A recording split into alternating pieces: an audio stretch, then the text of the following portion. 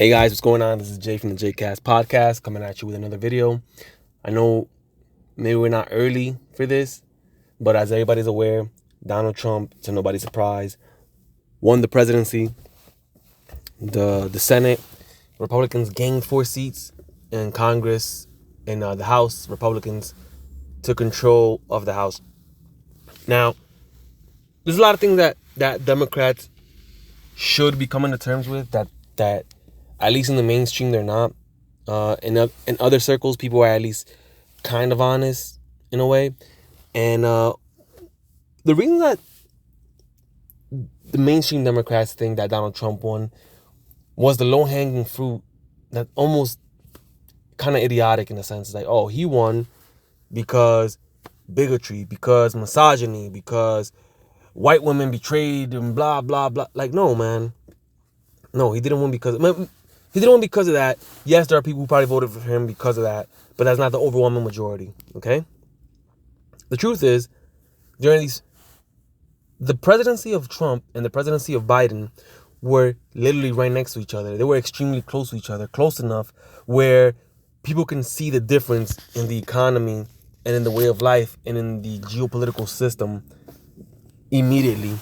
They had Trump from 2016 or 2017 to 2021 and Biden from 2021 to 24, 25.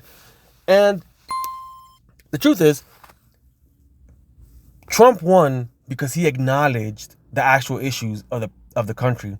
People are saying, well, he's not going to do anything to fix them. Maybe you're right, maybe you're wrong, who knows? But what I can tell you is that the Democrats were not acknowledging, at the very minimum, they were not acknowledging the issues of the country with inflation, cost of living, people's fears regarding, global conflict. And they weren't acknowledging that. They were making it seem that there was nothing wrong with what's going on. Everything was okay. Like, you have Kamala Harris, who wasn't even popular in the DNC primaries, talking about she's going to be the next president. Like, people didn't like her in the DNC primaries in 2019, 2020. Now, all of a sudden, she's the most popular president. She wasn't black before. Now, all of a sudden, she is. She used to be Indian. Now all of a sudden, she can relate to the black people by putting Meg Thee Stallion and Glorilla and Beyonce up there. Offensive. And it's not that it's offensive because of the artists that they put. It's offensive because of the people. That's what they think about African Americans. They think, oh, we don't got to give them anything solid, any policies. We could just give them performers and they'll go with us. And that's it. They'll know we're with them because we're cool with Meg Thee Stallion and Beyonce or whatever the case is. Right? That level of inauthenticity in Cardi B, right? That level of inauthenticity was so flimsy that people could see right through it. Of course they're going to vote for Trump. Or at the very minimum, they're not going to vote for you. Right? So, here comes Trump. He's acknowledging the cost of living. He's acknowledging geopolitics. He's acknowledging inflation. He's acknowledging all these things. And whether you want to give him credit or not, the truth of the matter is that during his time as president, the economy was doing really well. People can say, well, it's because it was Obama, blah, blah.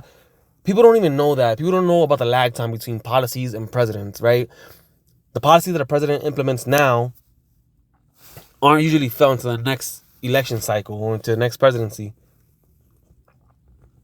And, all those things cost the Democrats more than just the presidency.